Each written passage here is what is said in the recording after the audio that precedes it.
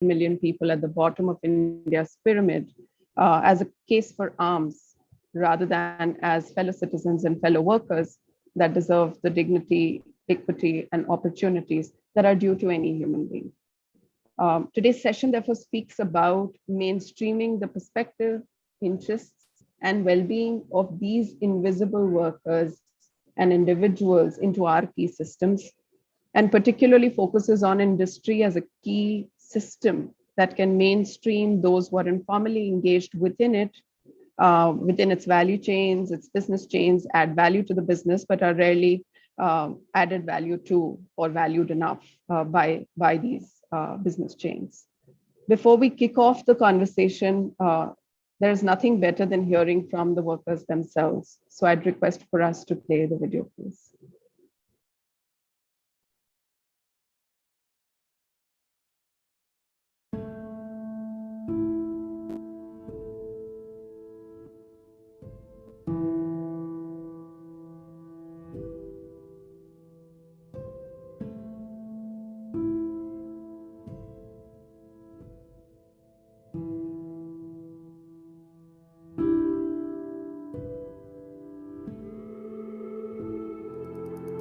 यहाँ पे पड़े हुए हैं, 2 महीने से बच्चों को क्या खिलाएंगे।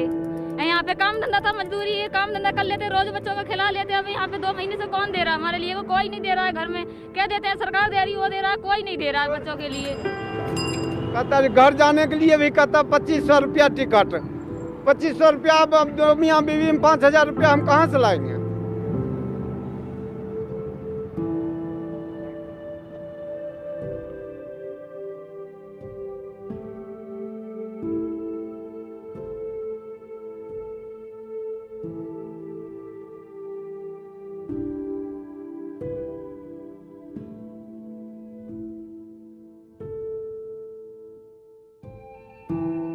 कंपनी कुछ भी नहीं करेगा। मेरा 100% विश्वास है कंपनी कुछ भी नहीं करेगा मेरे लिए, क्योंकि कंपनी के चाहिए एक अच्छे वर्कर चाहिए जिसको सारी चाहती है। और हम लोग तो सर फ्रेशर हैं, फ्रेशर को कुछ भी करता नहीं, ज़्यादा से ज़्यादा हेल्प ही करेगा। वो भी बोलेगा रहो धीरे धीरे, तुम्हारा साल में 1000-1500 रुपया सर इंक्रीज करता है, उससे क्या होगा। औरतों को कम से कम खाली सिर्फ 4000 4500 मिलते हैं और आदमी को 8000 10,000 मिलते हैं।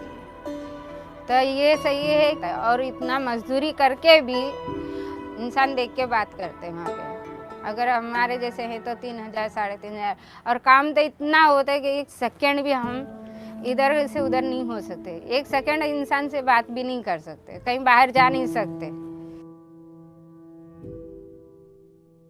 वो लोग हाथ खड़ा करें जिनके कंपनियों में सेफ्टी के उपकरण मिलते ही नहीं है। हमारा नाम मोहन पासवान है। हमको सर 2 बार 5 प्रेस में चोट लग चुकी है हाथ में, समझिए।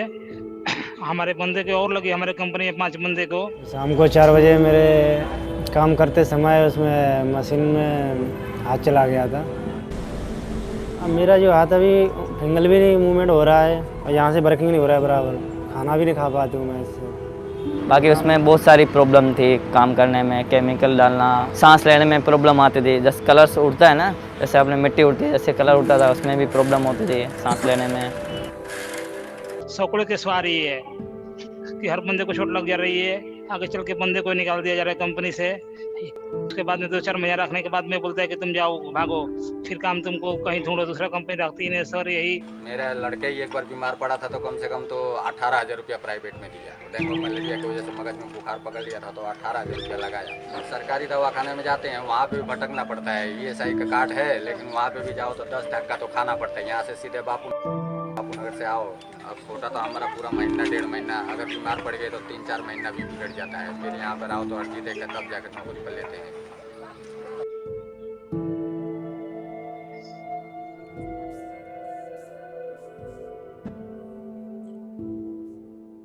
क्या क्या पुरावे हैं आपके पास? यहाँ गुजरात के कोई पुरावे हैं? गुजरात तो पुरा कहीं नहीं है। जैसे दवाखाना न कहना कागल छोटा मोटा राखेला है ये थे। तो आपने जो मजूर जो काम करते हैं उनके बीमे वगैरह करवाते हैं क्या? बीमा वगैरह कराई, पुन कहाँ करवाना बीमा वगैरह? बीमे के बारे में आपको जानकारी नहीं है। हम बता रहे हैं कि मतलब हम लोग को ना कुछ राशन मिलता है, ना तो घर इंदिरा आवास मिला है, तो हम लोग भी कोशिश कर रहे हैं, लेकिन हम लोग कुछ कर नहीं पा रहे हैं, क्योंकि हम लोग अनपढ़ हैं और गरीब हैं, तो हम लोग को बात को कोई नहीं रख रहा। हम लोग अभी तक तो पैसा रख नहीं पाए हैं कुछ। पैसा उसा हो जाएगा तो कुछ आगे धंधा देखेंगे, भट्ठा इट्ठा ही कमाना छोड़ देंगे और बाल बच्चा को पढ़ाएंगे लिखाएंगे और उनमें सारा मेहनत हम करेंगे। अब तो लेकिन ये अभी खाने के लिए भी नहीं है, तो फिर क्या करें।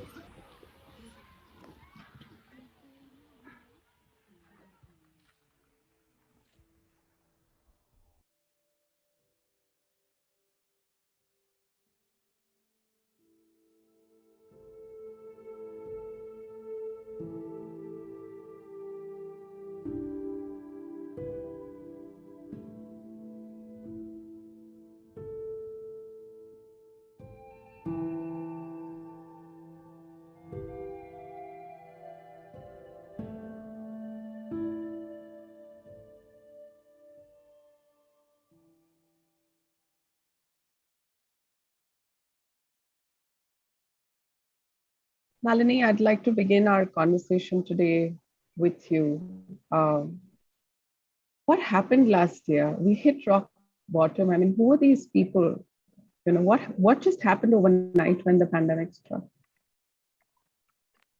So, one, I will talk about what happened to them during pandemic. We work with about 26,000 families who are in waste picking profession, and they are, and also we work with a lot of labor, migrant labor. And what we have seen is in waste picking community, not many people migrated out of Bangalore, but all the rest of the families did migrate. So this clearly showed organizing, getting people together, telling them you are a migrant, but you're part of us is the key. We have to say. So let me talk a little bit about this sector itself, waste pickers and informal waste working sector. You know, with Swachh Bharat Abhiyan, global crisis for plastic pollution, attention to ocean plastic, emphasis on circular economy has resulted in a lot of entrepreneurs mushrooming across the world and in India on waste management and recycling business. They have a great noble objective of this social enterprise to manage environment work, and very little emphasis is given on waste workers or any other workers in the waste supply chain. And this, I'm sharing what we have done and as an organization, what we are looking at.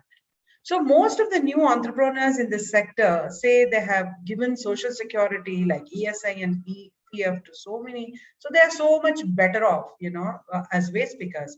But I would like to state that this is not a social protection you're giving. This is only a social security that is given to any worker and is being compliant to the law. So when you're looking at business and especially social impact entrepreneurs, they have to go beyond this and recognize the skill they have, knowledge they have. As you were saying, and also the film showed, we just look at them as workers, but we never look at them as the knowledge partners, people who have skill. That is a main issue. And during the pandemic and post-pandemic, we are seeing this happen again and again. So waste pickers are in this business over centuries, and what we throw as waste, through their labor in sorting and grading, they create a tradable commodity, you know, and this is the truth, and everybody has to recognize this. So they're innate entrepreneurs. They know if I have to pay fee for my school of my child, I know which road to go, what time to go, where to sell it. And so this is the quality of entrepreneurs which is already there. Of course, during pandemic, there was nothing on the street. They were scared. They didn't want to touch it. For almost 2.5 months, they lived on either, ration given by some of us, like some of us. And of course, people who had ration card were way better than people in the migrants who didn't have any kind of entitlement. That is what we have seen. And these are the people who have kept our city clean, especially when the services of the city is so poor for waste management. These people have kept us clean, kept the city clean. Our people continue to work in collection of dry waste during the pandemic, but they didn't get any kind of benefit from the government or anybody else. And so when you really look, we have to look at their contribution. Forget about what happened, but why can't we recognize what they have? See, we did a study with about 15,000 waste pickers, which showed that they save about 84 crores annually just in collection and transportation. Then what are they getting from the city or from the entrepreneurs? Nothing. So recognizing that they have a knowledge, they have a strength, and they're positively contributing to the economy is the first basic thing we have to learn. If we learn that and provide the support, only then can we expect a crisis like the pandemic that we have gone through, they can survive. So, so we also want to understand what this profession, how did they come into this particular thing? See, they're always running from some issue or the other to come to the city. So most of these people are Dalits in Karnataka, and also we have seen a lot of nomadic tribes who settled in Karnataka and took up recycling as their business. We do see a lot of tribes in cities of Rajasthan who are coming from displaced because of forest laws. And in some cities of Maharashtra, you see Mang and Matar communities in this place who during the great famine in Marathwada, they've all moved to this place. And we have many Assamese in Bangalore and other cities who are evicted because of the floods. So we have a huge community from West Bengal, Delhi and Bangalore, and the list goes on. So if they're already running away from some kind of a calamity to look at their lives in cities and there is a pandemic and you don't provide services, where do they go? There's nowhere to go also. If they don't, some of the Assamese says our villages are not there anymore. It's all gone. So it's very difficult for them to survive then. So, and also because this waste picking doesn't have employee-employer relationship, when they come to the city, they recognize it's very easy to get into this. They don't need any reference to get into the job. In the film, you were saying, we are newcomers, nobody takes our jobs, right? So this is an opportunity and they get into it. And it's predominantly women in this particular thing. And I can tell you, women has faced a lot of issues during the pandemic, including family violence, domestic violence, and children. We have seen a lot of reports on child abuse increase, but there was nowhere to go to support. Forget about all that. Even the PHC, which is supposed to give primary health care, was closed because they were servicing only people with COVID. So where should they go? They go to local pharmacy that was closed. They cannot go there without a prescription. They would go to local quacks. They have all closed up. It's not like I'm promoting quacks, but there was no access to them during this pandemic, especially women and children. So there are many people, as I said, there was no social security or social entitlement at all. I'm sure the next person who's going to speak will talk about what is the issue. Anyway, migrants don't get any social entitlement, because if you have social entitlement, at least there is something that you can bring to the table in your home, especially if you have ration card. That is not there, right? So you know, so these are all skilled labor. We also have to recognize their skill when you're working with them. So they are skilled labor, and they can sort and grade, you know, plastic into 74 categories, which none of us can do. Even I can't do, even after working 25 years in this sector. And again, the paper, they do it. And what we are really looking at is not look at them as labor moving forward. Look at them as people with skill. Leverage their entrepreneurial, you know, skills, and also treat them as semi-skilled labor, not make them day wage labor with ESI and PF. There is so much of loss of, you know, the talent in the country. So we have seen in Bangalore, we have done work, and these are all uneducated people. Now we have made about 120 waste pickers as entrepreneurs who are filing their income taxes, some of them registered as MSME, and they're also paying ESIPF to their workers. So we have to really look at how to make this happen, how to rebuild. Don't let us not rebuild the businesses as usual as laborers, but leverage them and use them as partners in our work. And so there are, as I said, they're predominantly women in the sector.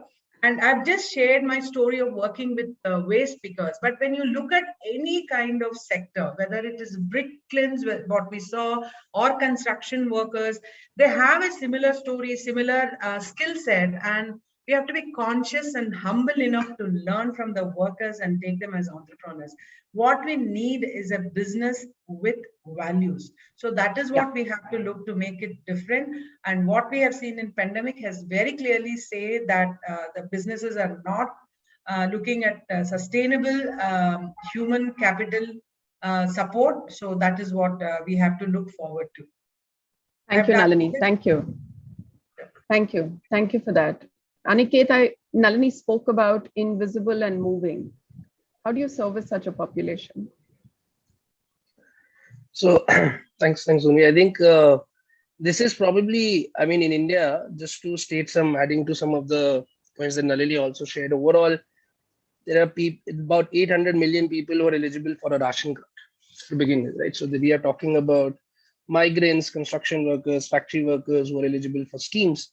And let's just see, like, because at Hak Darshat, we only work on government schemes. And I think in the last now 8 years that I've been doing this, I've identified that the main problem is information, right? I mean, all of us in the group wouldn't know what schemes are there. There are 7,500 schemes on our platform. And every scheme has a different eligibility criteria. Eligibility criteria of schemes is based on caste, income, domicile, gender, breadwinner of the family, which under constitution is assumed to be a man. That's why the disparity between gender itself. So these are how schemes are determined. And while getting government entitlements to people is also a technology challenge. And that's why we built the entire product using technology. I always feel that government entitlements is a political challenge. Who designs schemes? It's the political representatives, right? Like when you have elections, there are promises. All promises are government schemes. There are elected representatives who push this year on year, financial year wise. So I think identifying of these workers in terms of data registry, in terms of identification has come up, especially during COVID, as the main issue. I think no state or central government really has a repository, and that's why we are seeing now platforms like One Nation, One Ration Card, which basically was after the embarrassing situation that as country people that we saw last year, where our fellow country men and women were going back on foot, hungry, back to their villages. While there were 792 million ration cards issued, they were not issued, they were not active for the workers who were in metro cities working in factories. That is because there is an issue of domicile. If I am from Jharkhand and I'm working in Gurgaon, I can only use in the previous regime, I mean, in the previous model, my ration card in Jharkhand. Delhi or Gurgaon is not going to really give me ration because I'm not their voter. So it doesn't work on a citizen basis, the entire identification of migrants, the entire identification of labor. It works on state level politics. So I think we really need to identify the main kind of lever of government schemes. Entitlements is political push, political design, how schemes are promised and how entitlements happen. I think from our perspective, like I said, we've looked at the technology platform and service delivery angle, because I do believe technology is really, really important to scale. But technology is not the solution, end solution. It's a means to the end. It should be used accordingly. We've now been working with about 100,000 families a month. We were working about 5,000 families a year till about 18 months. And now we work with about 100,000 construction workers, factory workers a month. And the model that we deploy, for example, the other thing that we have really seen work is that who delivers the message of schemes and who helps in applications. And there we train local women, because I also believe that in social protection and government schemes, the messenger is more important than the message. The government entitlement space has been so, in a way,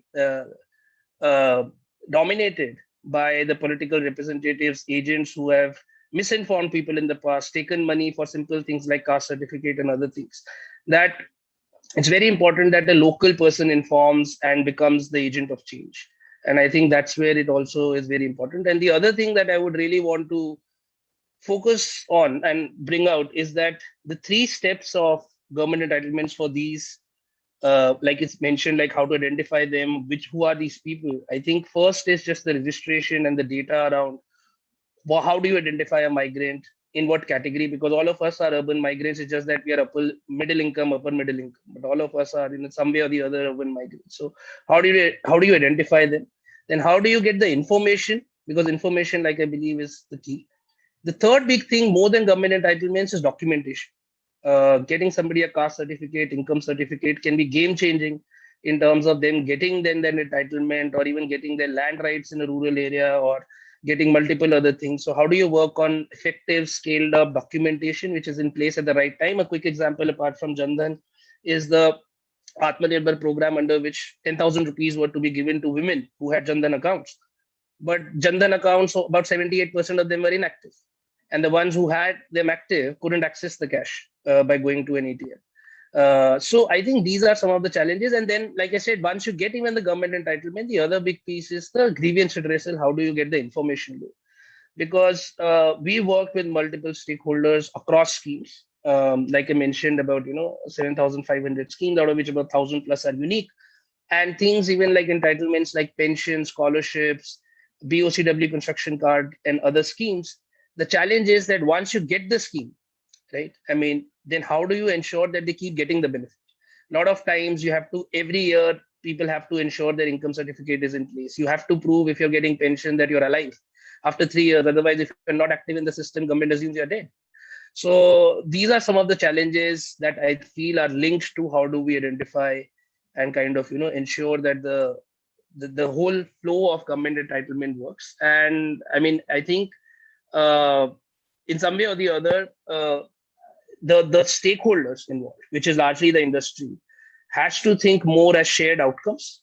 I think a lot of times my personal observation has been that industry looks at their workers, their employees, their benefits. We've also seen last year, we've also started MSME work. We've now worked with MSMEs and micro entrepreneurs. And I think we are seeing that large scale impact and quick impact, because government schemes also has a financial year window. Every financial year budgets change. You have to act now, act fast, something that was mentioned in the video also. And I think as industry, shared outcomes is very, very important. You can't be saying that only my workers will get benefits. If you're looking at an area, it has to be, because migrants, the one thing that they do have is the freedom to move. Let it be. Don't restrict them to one place. But at the same time, I think that's really, really important. Thank you, Aniket. Thank you. So one particular system that we're talking about is the entitlements that government provides, and the whole industry can play over there. But industry has a role to play, through its business daily run as well. Rajiv, do you want to come in here? Is there a way to make industry think differently about its day-to-day runnings? Because many of our 270 million non-agrarian and formal workers actually are impacted by what industry does on a day-to-day basis, because they work here informally. I'd like to come and bring you in here. You're on mute, Rajiv.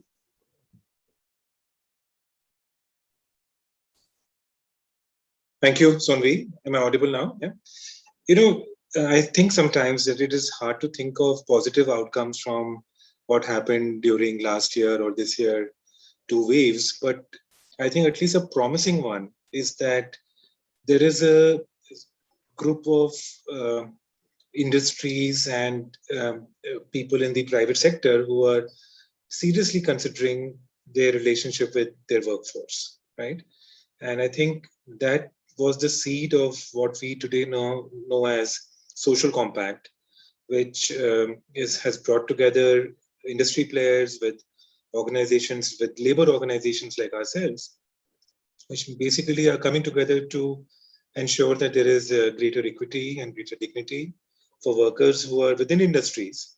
And they mainstream the idea that responsible business is equal to successful business. Okay, it's not just a CSR activity, but that if we do good and look after our workers and improve labor standards within, and improve labor standards not just within our factories and facilities, but also in the larger ecosystem, then our bottom line will flourish better and will be healthier. And I think in that sense, the industry, the move by several industries, and some of who are present on this panel today, is a very welcome one. One thing that I think we, at least people like us, understand, who are more on the side of civil society and labor activism, that it is no longer useful to rely on enforcement, legal obligation, compliance, and law to bring equity and dignity to workers. You know, that is just not sufficient. Our labor markets are so complex, and there are so many systems that exist to beat law, that it is barely sustainable to use law as a means of improving standards. And I think it has to come from the logic of labor protection and labor services being a good business practice, right? Which is what has brought together a set of industries in Pune, Ahmedabad, Mumbai, with organizations like us. And what is holding us together is some consensus on what needs to change. And this consensus is arising from our shared experience of the pandemic last year, especially, that was reflected in the video that you showed, that at least what should be due to our workers, what should be non-negotiable for the workers of this country, regardless of their formality, regardless of their relationship with the principal employer. What is it that everybody must be able to access? So we agreed upon jointly, 6 standards, okay? And these standards have to do around wages, that we make sure that all workers have at least a living wage, so that they are not forced to work, on borderlines, kind of threshold level wages. We agree upon health conditions, that all workers must be healthy, must have access to healthcare. We agree upon safety at a workplace. India has some of the most dangerous work conditions, for workers. The number of accidents and deaths on workplace are possibly the highest anywhere in the world. And a lot of these are also undocumented, by the way. So how can we make sure that workers have safety around them and at the places of work? We make sure that there's gender parity, that there is equality of opportunity, and especially in terms of wages between men and women in the work they do. And there is access to entitlements. And that is a point that both Nalini and Aniket have already made, that, entitlements in our country are not portable. They're very restricted by domicile. And if we free up that, we universalize that, we make sure that there is public provisioning and services available to all workers, regardless of where they come from, that would make, their experience at work and the outcomes for them and for industry very superior. So we agree upon access to entitlements. And finally, we agree upon the idea that everybody must be able to participate in the future of work, which is that all workers must have opportunities to be skilled up and to participate in the growth story that India claims to represent. So these 6 standards only are what Social Compact is championing. And a good thing is that this is being done not just for on-roll workers. In any case, bigger industries are anyway maintaining full compliance. There is a lot of industries that we go to are already gold standard in terms of what they do to their workers. But the situation changes quickly when you go to contract workers, or you go to casually employed workers, or workers in the supply chain, right? And I think it is to that landscape that our attention must turn to. The workers on the streets last year were not workers who were being looked after as permanent, enabled kind of, on-roll staff. They were people in the supply chain. They were people who were living within small construction sites or on-site in manufacturing spaces, There were that was a workforce that was without housing, without sanitation, without food access. That's the larger workforce that we are talking about. And I think it is to that segment that industry attention is now turning. And it's a very welcome move, because as I said, that if there is shared understanding that we can do this together, industry may not be able to do this by itself, and we certainly have not been. We will not be able to enter industry spaces by ourselves, right? So for us to come together makes a lot of sense. We already have a start in Pune and in Ahmedabad and also in Mumbai. Farad is here, and thanks to Forbes Marshall and other companies coming together, there's already a worker facilitation center that is active in Chakan in Pune. In Ahmedabad, we are working, Ahmedabad and Baroda, we are working with Industries Association. And I am happy to see that we've reached almost about 25,000 workers, just in the last few months. Almost 40 companies are either already enrolled or have started to make the journey to assess their own practices vis-a-vis the standards that I mentioned. And if they feel that they need to take some remedial action, then we are happy to work with them and help them kind of make this journey to improve conditions, not just within, but also in their ecosystem. Let me just close by saying that industry has a lot of power. Yeah, they have power in spaces where government is likely to not exercise power. Okay, they have power over governments.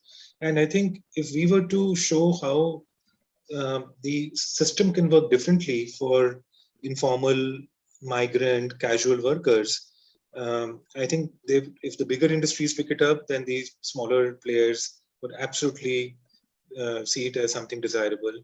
And I think the little experiment that we are now on, which Dasra, ourselves, and several industries who are partnering, I hope it becomes a reality to take it to millions of workers across the country, because let's keep in mind, informality is not going to go away anytime soon. Okay, and therefore we have to create systems and services that bring minimum levels, not just minimum, fair levels of services and dignity and rights to workers, and we should do this together. Thank you very much.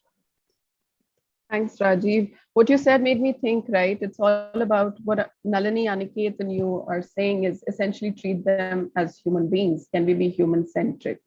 About also this population of 300 million that's right at the bottom and is often considered as zero value add, totally replaceable. All of us, I think, are replaceable to some extent, right? I mean, let's not kid ourselves, but that doesn't mean that we have to choose between paying our children's school fee and falling sick. That's not the level of negotiation we have to do on a daily basis just because we may be replaceable. So I think this is a call to various stakeholders to remember what happened last year. We realized the mutual dependence on this 300 million. Things did shut down. We did have to, all of us cribbed at home, in our businesses, in government offices, that there weren't people to do the basic things that we took for granted. So every time I think we consider this 300 million to be totally worthless, let's remember the pandemic, let's remember the dependence, and let's revive the ability to treat them like human beings. I think from there starts the journey of endless corrections and improvements. And I'd like to, on this, in fact, note, bring in Namrata. Namrata, Godrej Properties is in fact both leveraging its business practice as well as its CSR to bring greater dignity to, workers in the construction space. Could you tell us a little more about that? Thanks very much, Sonvi, and it's been a pleasure to be a part of this for us. We can't hear you very well, Namrata. Could you be louder, please? Do let me know if you can hear me. Otherwise, I'm going to try on settings. Is this better?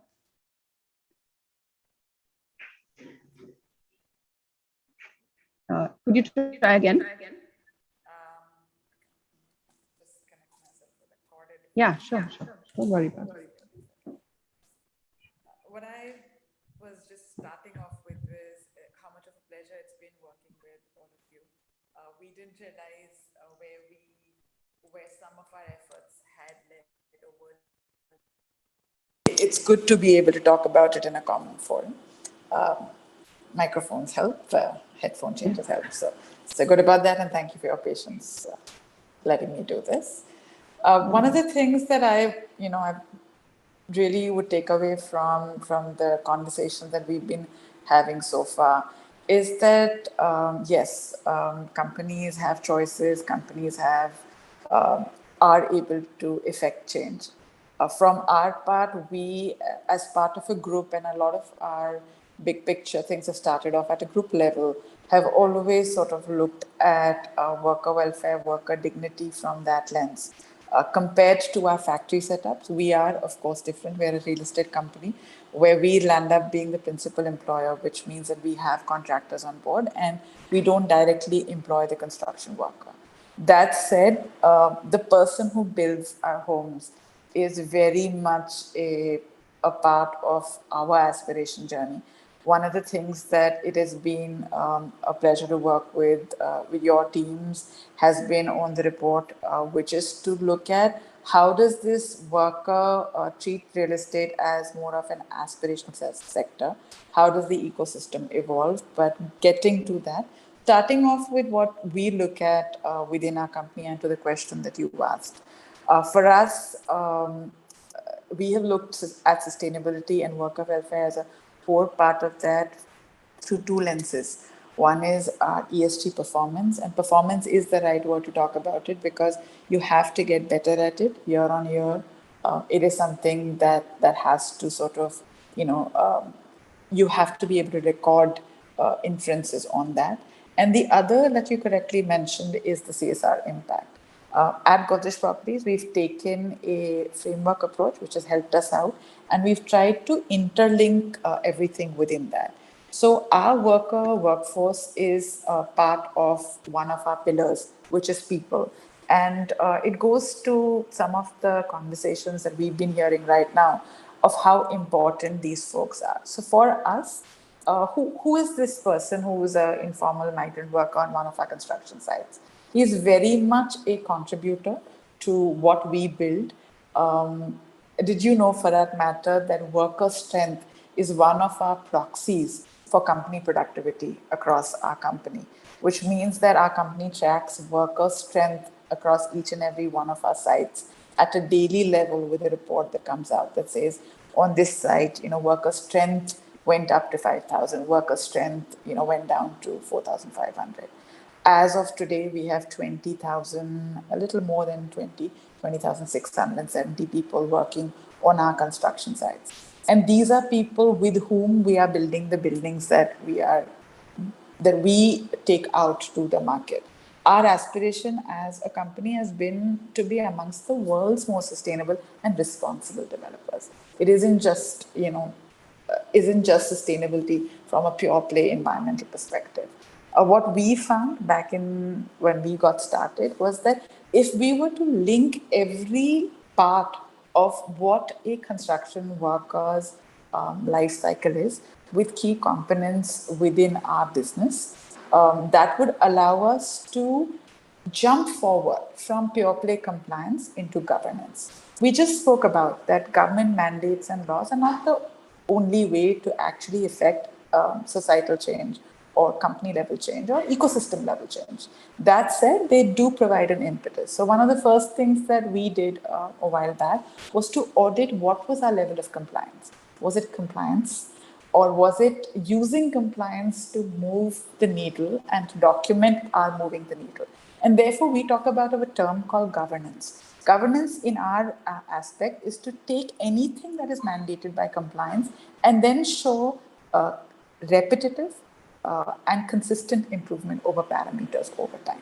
And with doing that, and by incorporating workers into our existing ISO related systems, what sort of systems are we talking about? So the worker comes to work, so his health and safety at the workplace is important.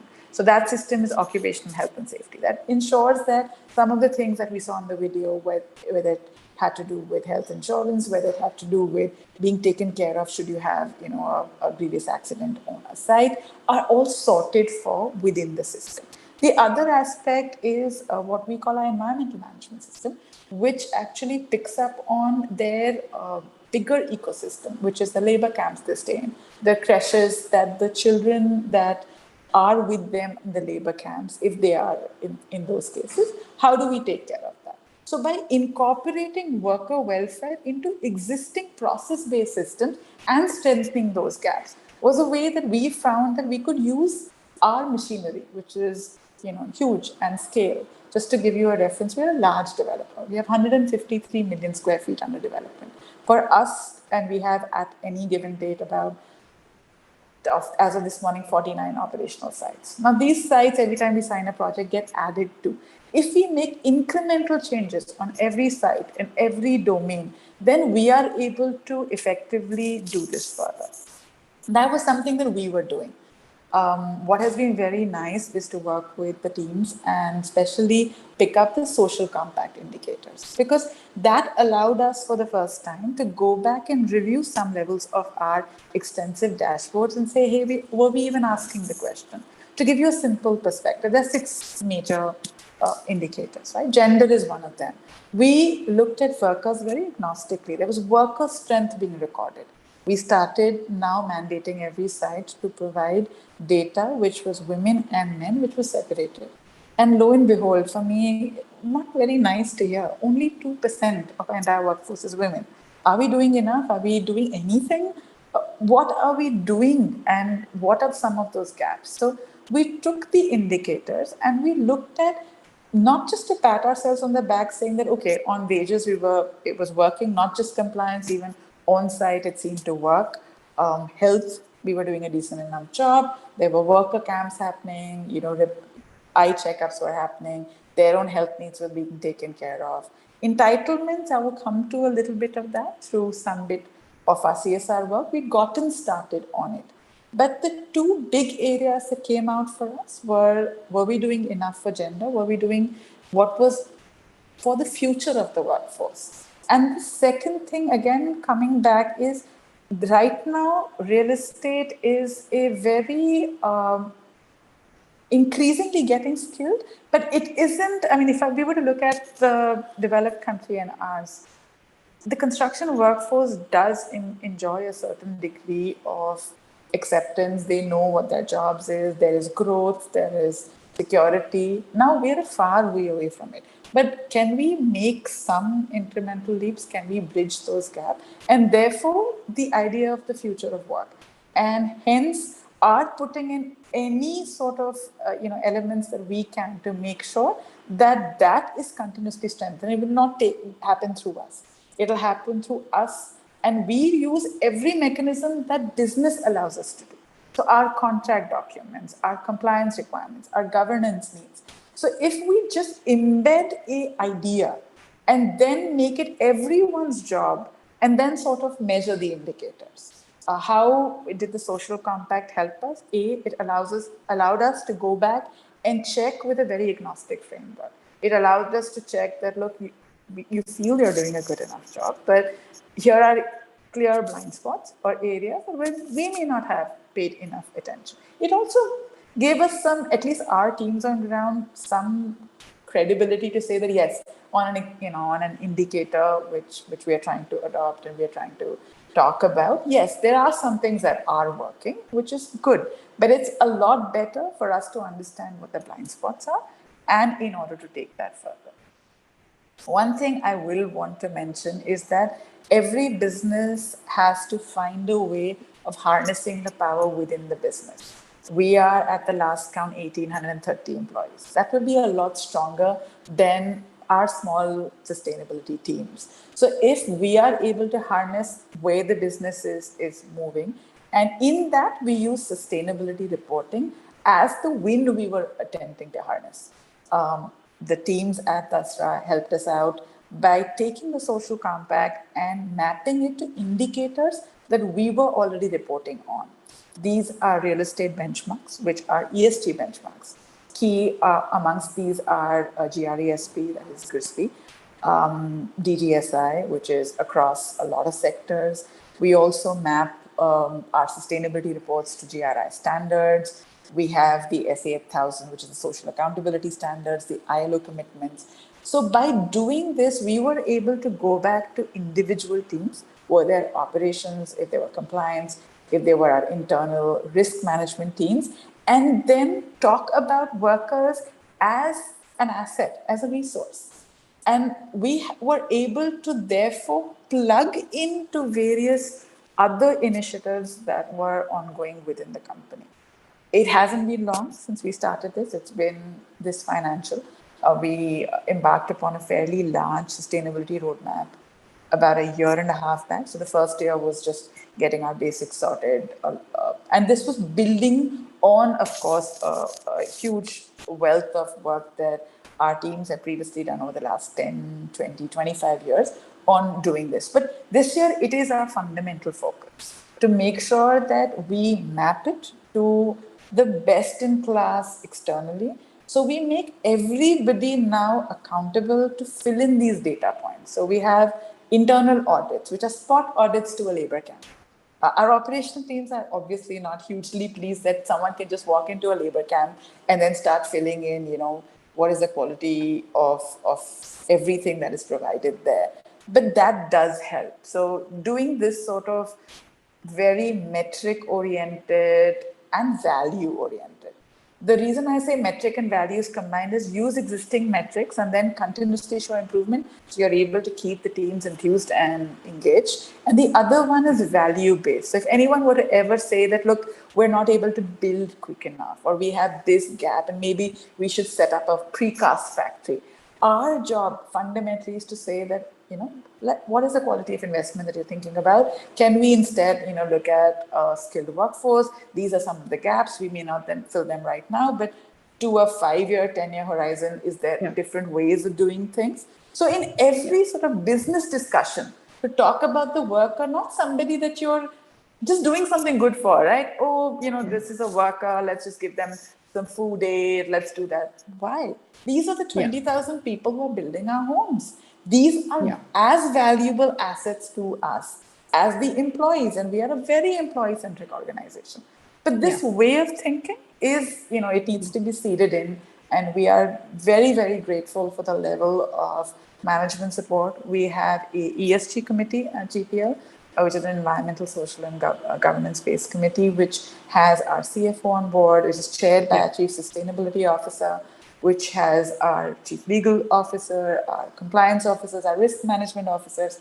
So just using the ability to take some of these small interventions to them by pivoting every conversation to look at the workforce as a means and mechanism to be a huge contributor to our company's aspirations and therefore give back to the system.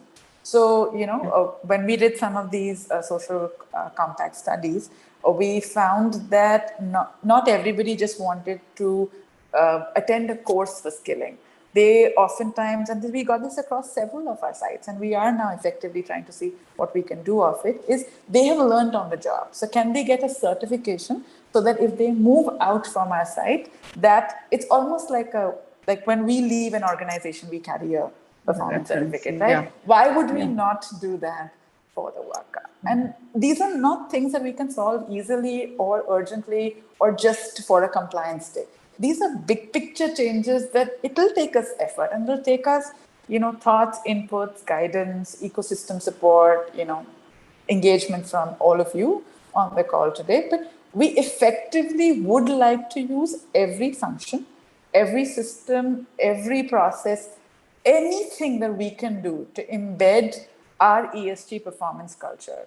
On a lighter note, I wanted to mention that every site has a EMS spot for us. Every team vies very hard at GPL to win a end of the year Chairman Sustainability Award, and worker related metrics make up 40% of the scoring criteria. So what this does is it makes everybody a doer, and you're not restricting it to a function, or you're not saying that CSR spends is how we take care of our workforce. So if that provides some context, then that's what we'd like to talk about. No, that definitely. I mean, bringing the full power of the worker to the business and bringing the full power of the business to the worker. Namrata, you spoke about integrating social compact and its metrics, its value system into a pretty complex and large machinery. Virendra, I want to bring you in. Forbes Marshall started integrating the same into its supply chains. Again, something that a lot of people find a daunting process. So you want to tell us a little more about why and how you went about it? Sure, Sonvi. Thank you. I think several years ago, through the Family Business Network, we were quite aligned to the SDG goals of the UN. And we used to work with our supply chain, mainly about the sustainability angle. And this was about, water management, waste management, and various energy consumption parameters, all the while we were doing that in our own plant.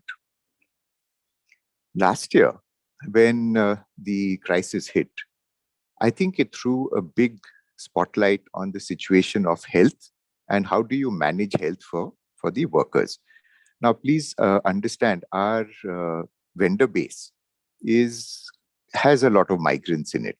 Okay, the nature of the industry, which is metalworking or fabrication, has a lot of migrants in it.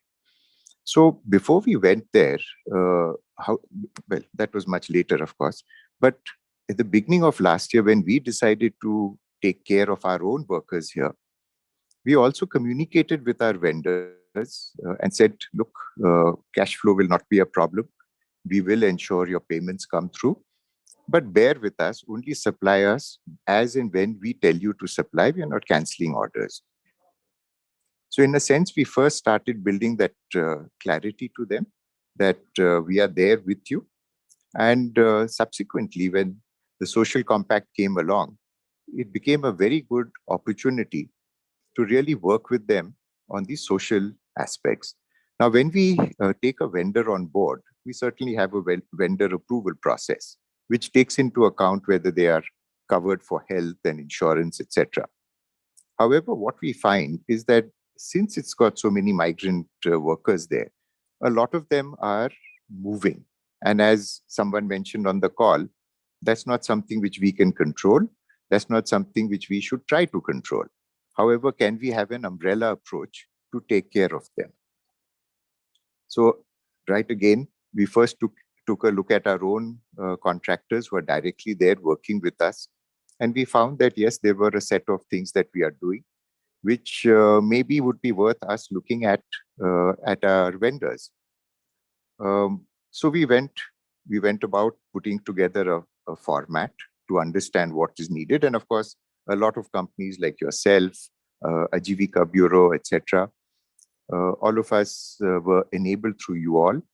And when we started getting the data in from these 8 vendors, and it covers the entire spectrum of our vendor base, most of them from within Pune because things were tough at that time, some of them outside Pune, we found that the picture was actually a lot more challenging than it appeared to be. Now, during the first lockdown, many of them really took care of their people. However, since many people, there would be roughly about a 50-50 split or a 50-60 split of people who are on rolls and people who are contracted. So many of those people had moved out. And they moved out not because they were ill-treated, but because there was so much uncertainty. Now, what did this mean? That if any of their workers had contracted the virus, it meant a lot of expense. And I think earlier, Aniket mentioned that the information across the board is very sketchy. It's also played with and used by various entities in the market. So therefore, then we had to come to some kind of a standard. And we went about it with our own consultant to understand how to go about it. And we really narrowed it down to looking at health, the safety, and basically skilling people up to take care of these aspects. So, what happens is they understand this, but they say, then what's in it for me? And why do I say this? They have an informal system of supporting the worker. They don't probably fulfill all the legal obligations, which then their consultant takes care of. But when the worker is going home, they pay him a lump sum. So there is an informal system that is there. But now when people went into a shutdown, there was no availability of resources. Then the government schemes are what we believe would really add value. And currently what we are taking to the teams is focusing on the ESIC identity, which is called the Pehchan card, basis which they can get the requirements met from there. Not only that, they have to have certain processes followed, otherwise the payment doesn't come. You know, it's very bureaucratic that way. If you meet the requirements, it's just fine. So at present, the sort of focus that we are bringing is interacting with these members, both at the ground level with the workers, as well as the owners, because knowledge at both ends is a little wanting over there. And the recent launching of the WFC, which is the Worker Facilitation Center, enables us to reach these people and meet with them and understand their problems. Now, it's only through that ground knowledge, ground information, are we able to really make an impact. Because really at that level, what are they worried about? They're worried about, will my salary go up? On the other hand, what is the owner of the plant worried about? He's only worried about whether his costs will go up. So breaking down these barriers and making them understand that this is very, very important towards business continuity is the focus currently that we are bringing to bear. And also what we found is that many of these people who come to work from their villages, they are brought in by their own family members who had come here and established a base. So the trust circuit has to be understood. It has to be built. The knowledge has to be built. And then only we see that these things are going to start showing a result. So quite frankly, I think what we are trying to focus on at present is make sure that their health checkups are done on time, and different industry segments have a different risk level. So the health checkups are taken care of on that basis. And of course, ensuring that we are imparting training. Safety being such a major issue in many of these industries, we have embarked upon a program to understand their various industry segments with our own teams. And they are going and carrying out the trainings over there in conjunction with the owners. So there is a shared value, there is an importance of a combined approach there, which then the people find it a lot more interesting. And you know, we have discussed this in the past, and I think there have been lots of good words that have come out from there. So I think the current focus is on health, on the government policy for ESIC, as well as training. Yeah. And Virendra, these are difficult conversations, right? I mean, I remember back in November last year, when we were thinking about the compact, we were really thinking there's no legal obligation for principal employers to take these practices to their supply chain. I mean, it's a good thing to do. It's not a necessary thing to do. So why take the risk? Has it been a risky, ugly kind of a journey, or has it impacted relations in any way? What has it been like? To be very honest, I think what we have found is many of the vendors, they understand this. But their view is not that they don't want to do it. In that respect, they follow the Forbes-Marshall philosophy quite well. And it was really nice to see, even during the first lockdown, that many of them who had the space had billeted the workers within their premises, taken care of their food, etc. So when it comes down to now taking it forward the way we are hoping to take it forward, sometimes the problem is memory short-lived. Okay, so that was a pandemic. It's over. We are fine. You can see around. Nobody's really taking too much care. So I think while it's not ugly, we are going to have a lot of work cut out for ourselves to get this mainstreamed. And we hope that with the companies that we are working with, this will indeed happen. So I think it'll work. I think it will, but it'll require a lot of data as well as boots on the ground to make it happen. Thank you, Virendra. Gagan, Virendra spoke about relationships that existed and kind of leveraging them to push out shared values, a common goal, a common mission. But I want to bring you in to talk about cultivating new relationships and shared value systems out of that. I mean, how has that been for you as an integral part of the Social Compact, Center for Social Justice, and yourself have been working on this? Tell us a little bit about that. Yeah, thank you, Sonvi. I've been listening to at least the examples of whom I call business with conscience and empathy, the case studies which have come there. I've been in justice work for the last 40 years and primarily using law and lawyers and paralegals in looking at violations and then use law as a tool for change and for implementation. And found it very frustrating because, I mean, and if I give you the big picture, you know, India and the rule of law is 68 out of 126. India in order and security is 111 out of 126. For women and security, it's the worst in the world. It is 133 out of 168. I'm shooting these statistics to tell you, and investment in the justice system is not even 1% of the budgets of state governments. So you can imagine, so when Aniket was giving a very beautiful picture of how entitlement can work, I know for a fact, because working on it for 30, 40 years, getting entitlements is just not about filling forms. It's about provisioning, public provisioning, where budgets are not in sync with what is the need. And there's a huge budgetary gap. And therefore, moving from what has been largely an adversarial role and the compact showing that this cannot be a versus, but it has to be together. And that's where I think when people like Farhad and Anu Aga and Godrej showed very clearly that we can work together and move out of this adversarial role, it was a very, for us, a game changer to work in that context. For me, entitlements are important, but you must recognize that the bulk of the problem is in small and medium-sized industry who are part of the value chain of the large 1,000 companies who are supposed to be reporting on the ESG. So will those companies just look at my house in order, or will they look at it as an ecosystem in order?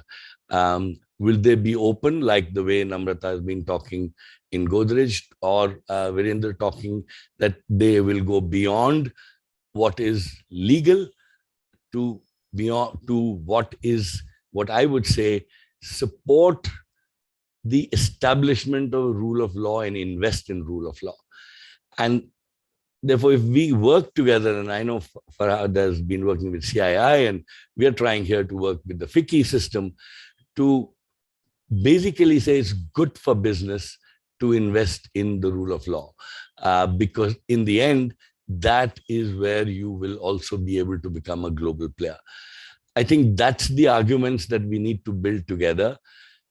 If industry is open, then we can support the small and medium-sized industries who are part of the value chain where the bulk of the labor is there to get their entitlements, ensure that governments start budgeting for that, work on the policy end together, because if we do it as just civil society, you know, we are taken as irritants in the entire design. But I think when business also sees this together, I'm sure we can build a policy environment to work these things through. But more than that, you know, on the ground, the whole area of distrust, or do we trust that is civil society going to go after us? I think building that that trust, I think, is what the social compact brings to the table. and therefore the need to set up these trustworthy common spaces, whether it is in the associations, the industrial associations, and therefore the need for big companies as champions to show that yes, we can work together because it's a national problem. I think the question of invisibility is no longer there, because I think the pandemic did just that. And as people have been saying, it's actually cut open the stomach, and the blood and all the filth was out there. So nobody can deny now that there is a problem. I think that's what the pandemic has done. Let's say it is there, hitting us on our face, and therefore no one system can deal with it.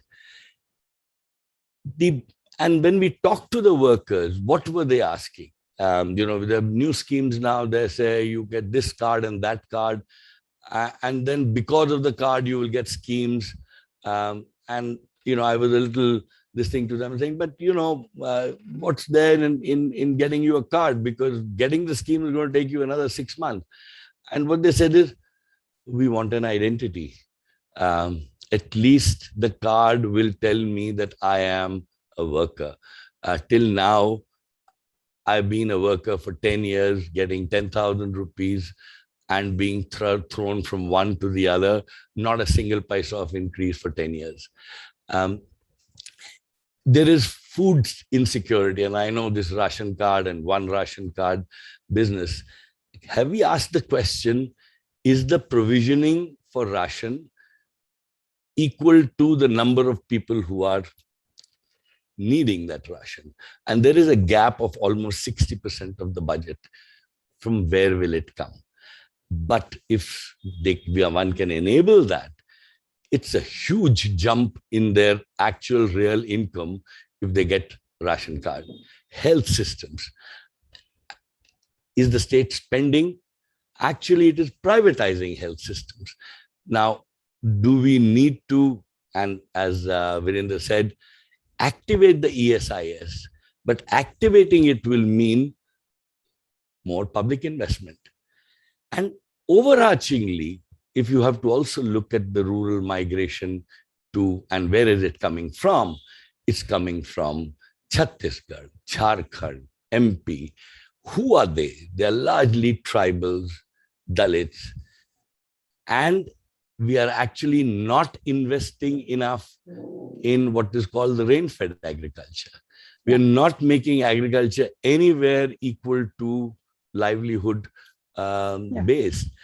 So I think there are two aspects. One, companies and civil society working on giving them their due space as not just workers, and as Namrata so beautifully explained, giving them an identity that they are part of the business. And on the other hand, investing and seeing that public policy and the data that we collect, the experiences that we collect, then is shared. I'm also a little wary of this centralization of things. We are a federal state, and we need to actually help set up more localized institutions, even at the panchayat level. And that's what, for example, Godrej, the Godrej industry, and we are setting up together entitlement centers, which are run by communities. So I think we need to work together.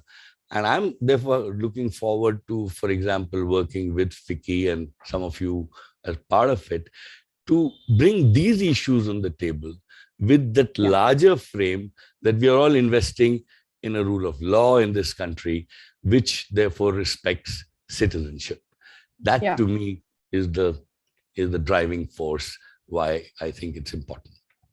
Yeah.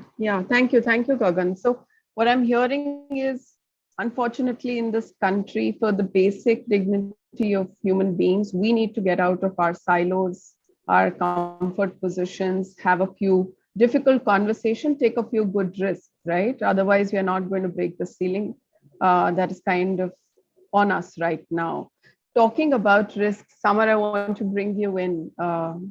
In a developing country, it's a taboo word, right? Any kind of risk is a taboo word. We want safety nets around everything we do. We want to be surrounded by hundreds of people so that we feel we are safe. Do you think it's time for India to think about good risks and embrace them? And do you see a role for philanthropy in that? Yes, Sonvi, can you hear me? You're a little faint, but we can hear you. Okay. I will come closer to you. Thank you. You'll have to pick it up, perhaps. Samar, you'll have to, yeah, you may have to pick up your microphone. Right. Is it better now? Yeah. Okay. Well, thank you very much for this opportunity. I truly appreciate this. I have to say that listening to speakers who already shared their views before me, I feel both humbled at what I can bring now to the table after everything has been said. And I also feel a bit intimidated at the huge amount of knowledge, experience, and insight that exists right now on this panel. But I truly appreciate and congratulate, particularly industry leaders. I know civil society organizations and leaders like Rajiv have been on the forefront of this for a long time. But to see industry speak a language and talk about workers no longer just as an economic resource, but a human being with head, heart, feels the empathy that comes along, I think is a very, very positive change, and it's very welcome. And I particularly wish to congratulate all the industry leaders who I've heard today, and I want to particularly mention Farhad, Namrata, Virendra for their views. I'll just say three things partly in response to your question, Sonvi, and partly something from our own experience at Ford Foundation. One, I think we are on the verge of making history, and I don't say it without any sense of responsibility.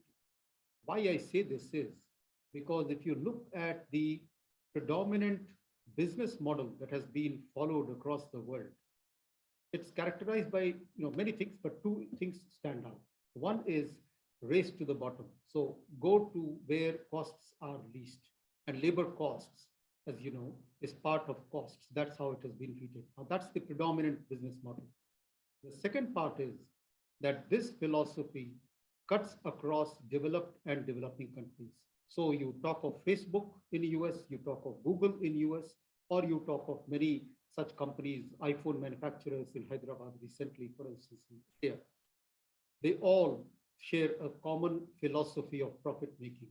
Cut costs, get labor as part of costs, bring it down to the minimum, attract investments, get maximum returns. Now, this model is now what we are on the verge of challenging with the social compact. I think is a shorthand precisely for changing that narrative that we are all so eloquently spoken of. So in that sense, when we talk of risks, frankly, one way to look at risk is what bigger risk can you take than to look at transforming the very business model that has created the kind of growth and created GDP as God, that we all lived in, and that all we saw how it crumbled in the face of the pandemic in the last 1.5 years. So that's point number one. And I think it's important to underline that until we are able to change the narrative and the underlying business model, and therefore look at CSR and social responsibility, not as an aside or as a compliance, but as an empathetic responsibility that is integrated into profit making of organizations and companies. Up until such time, real, sustainable, meaningful change for companies and for workers, such that we all begin to share the benefits of growth and not create the kind of inequalities that we have through the business models happen. So that's the first point. The second point I want to say, which is a bit related to this, is the role of investors, investing community in this. I think, although when we talk of corporates and companies, the role of investors is integrated in that conversation, I personally would like to submit that we have to speak of investors a little bit more explicitly than we have done so far.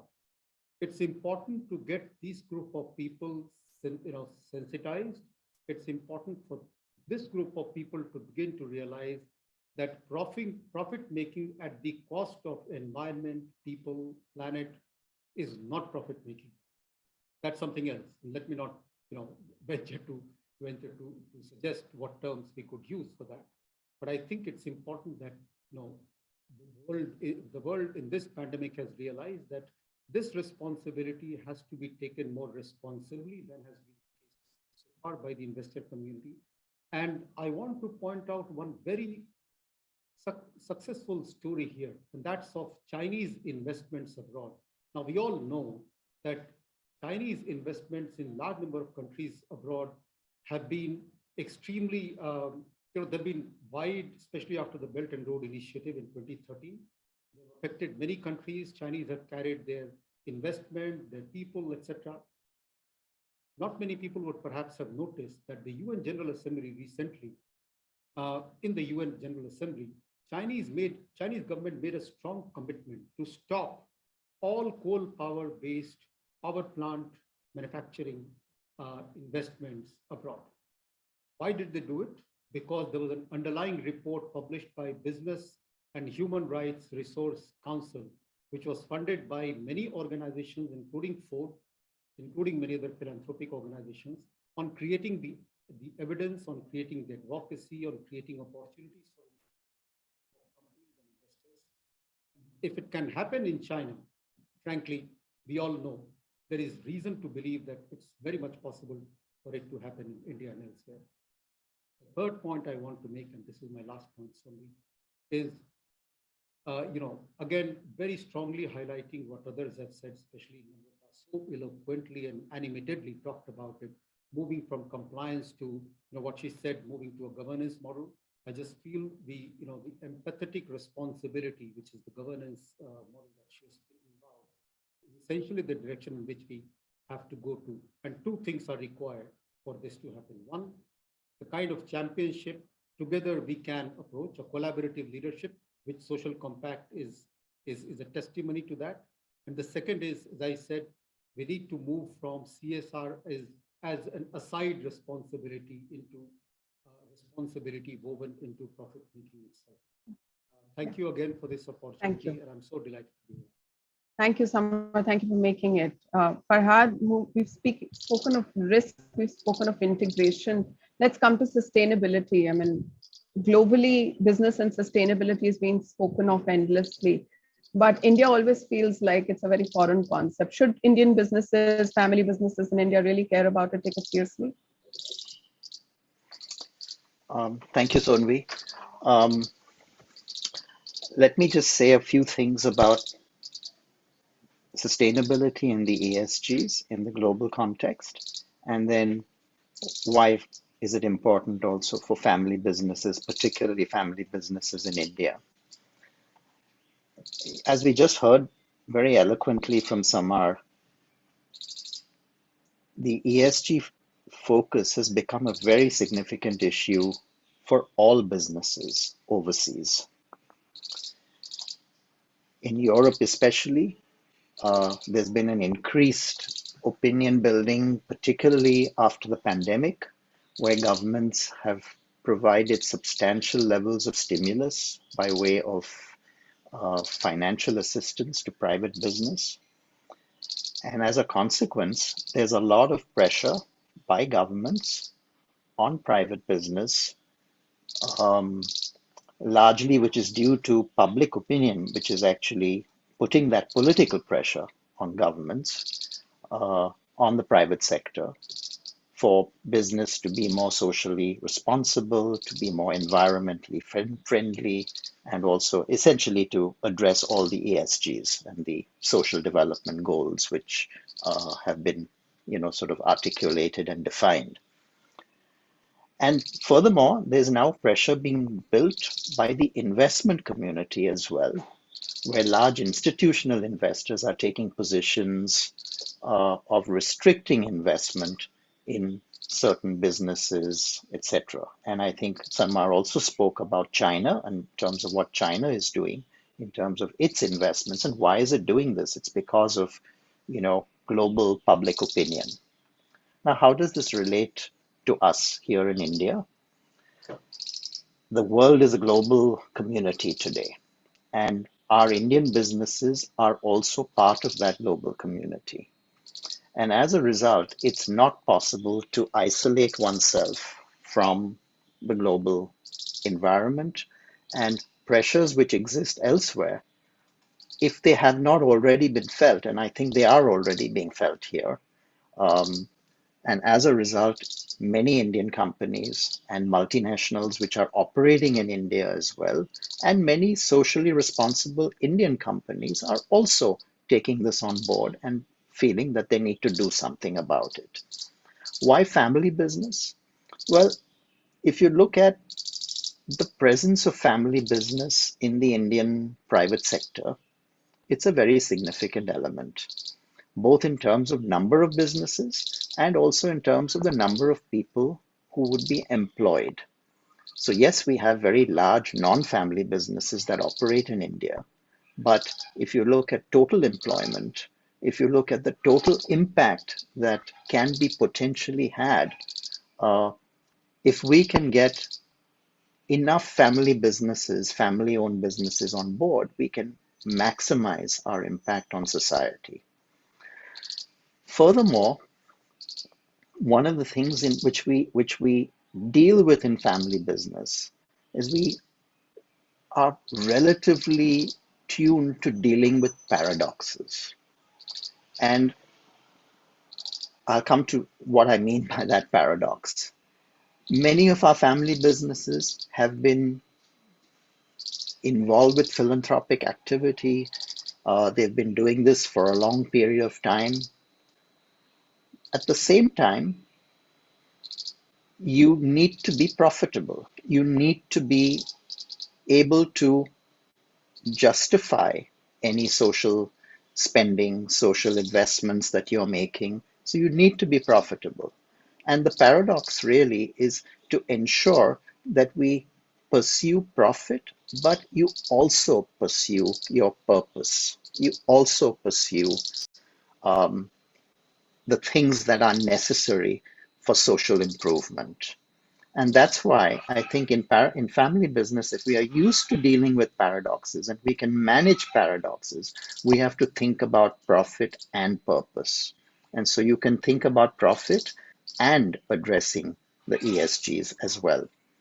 And the social compact is really a prime example of how we can address the S part of the ESGs. I don't think, there's been enough spoken already on the horrific conditions that we saw what happened last year. And I think it only highlighted what has existed for so long. And unfortunately, while I think, Gagan, you mentioned that, the stomach has been cut open and it's there for everyone to see. And so we can't hide from it. It's absolutely right. But I think as time goes on, and as things get back to somewhat more and more a normal situation, I just hope that our memories don't fade. And it's very, very essential that we pursue the goals that the social compact has been set up for, and that people like you, Sonvi and Dasra, you keep us on track to see that we make progress and that we actually make a change. The change needs to happen in terms of whether it's small steps that we take, the small steps to see that, whether it's making the entitlements accessible, making small changes in our vendor base, where we see that those few vendors that we directly have control on improve their conditions on all those 6 parameters that have been identified in the social compact, and step by step that we make progress. So it's important that we track it. It's only when you measure that you can improve, because you need to have that benchmark of where you stand today, and then you can measure against that to see what improvements need to be made. So I'd just like to end there because I'm mindful of the time, but Happy to take any questions subsequently, but I think it's a great initiative that you've started and we must take it forward. Thank you. Thanks, Farhad. We in fact have a few questions. Deepa, you in fact asked us, what is it that we are doing in the compact? I mean, I'd invite you to take a look at the website because we're mindful of time, but we've basically the 6 outcomes that Rajiv spoke about have been converted into 31 concrete standards that companies then map their maturity on. It's not a rating, it's a maturity all the way from whether they have the policies in place to support that standard, all the way to whether they are reporting and championing the standard. So I'd invite you to join us in one of these conversations and take a look at the website also to learn a little more about it. I know we are responding to questions in the chat, and we are also mindful of time. I'll just take the liberty of summarizing, I think, why this session and what's that 1 or 2 things that I think all of us want to take away from here. I think we are pushing for treating a very large percentage of our population as a country to be treated as fellow human beings. I think that's point number 1. If there is any doubt in our minds about the importance of including them in our shared value stakeholders, I think the pandemic kind of bombed that misconception to some extent. They are critical for our operations. They may be more in number than a very high-skilled white-collar worker, but they are nevertheless critical for the country to run the way it's running at the price points that it is running, et cetera, et cetera. And once I think we embrace the fact that they are critical, I think then it's about, do I have to cut down my profits to give them their basic dignity? I think the answer we are hearing is that's in our heads. That 1%, that 0.5% is not what you want to save to get your profits up by a 1% or a 0.5%. There is really a larger case to make in the race to the top, or at least the journey, if race is a bad word, to the top that Samar was talking about, where there is a clear synergy between the future of business and the future of work in the country. One will be falling short if the other does not keep up. And so if we want to compete with global markets, if we want to be out there as businesses that are not only known but respected, that have the same footing with investors and the public opinion out there, I think it's about time that we included our informal workers within that business chains as a critical part of our responsibility through business as usual itself, and create that a larger mass of people that believe and have lived examples that successful and responsible businesses can coexist. And it's really quite a myth that the country has to break out of. Thank you so much for your time. And we hope to continue the conversation. Please write to us on the website. We'd love to engage with you in whatever capacity you'd like to engage with us within the compact. Thank you all the speakers for your engagement. Have a great afternoon. Thank you. Thank you. Thank you. Thank you, Sonvi, for anchoring this. Thanks. Bye-bye. Thank you. Thank you, ma'am. Thank you. Thank you. Thank you very much.